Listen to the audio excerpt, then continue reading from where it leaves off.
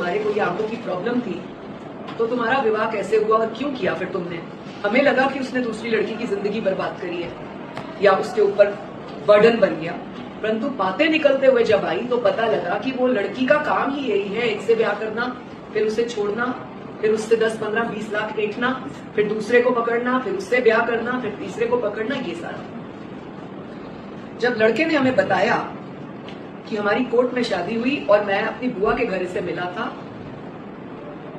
और वो बुआ का कहना था कि इनका आपस में प्रेम हो गया, प्रेम नहीं था। उस लड़के का कहना ये था क्योंकि मुझे कम दिखता है तो मुझे कहा गया कि ये लड़की तेरे से शादी कर लेगी और तेरा एक सहारा बन जाएगा, इस नाते मैंने ये बात रखी। लेकिन पता नहीं था कि ये लड़की इस सहारे को ढूंढने की आड़ में वो लड़की कई जगह लिप्त है। वहां से बात निकली कि अब बुआ कौन है और बुआ क्या करती है। पता लगा कि बुआ की तो अपने माँ बाप से बनती नहीं। उसने ऑन रिकॉर्ड कैमरा पर अपने बाप को लूजर फादर कहा, अपने पेरेंट्स को लूजर कहा। जब पूरी और गहराई की छानबीन की तो कहती है कि मेरा एक आदमी से ब्याह कर दिया गया जो कि आज मेरे ख्याल से 55 या 60 वर्ष की है वो बुआ।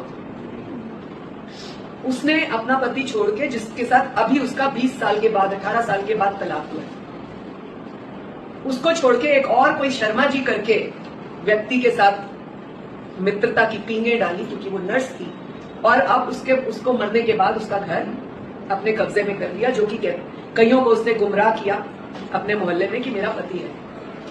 ये सारी बातें निकल गई। जब हमने सारी बात लड़की से अलग पूछी और बुआ से अलग पूछी तो वहां निकला कि ये तो कुछ लड़कियों वाला धंधा करते हैं, लड़की सप्लाई टाइप का काम।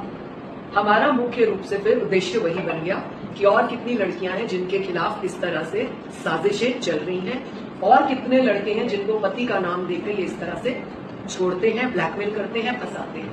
गुरुग्राम का एक लड़का निकला, एक पानीपत का ही काना गांव का लड़का निकला, दीवाना गांव का एक लड़का निकला, और तीसरा ये लड़का कप्तान नगर।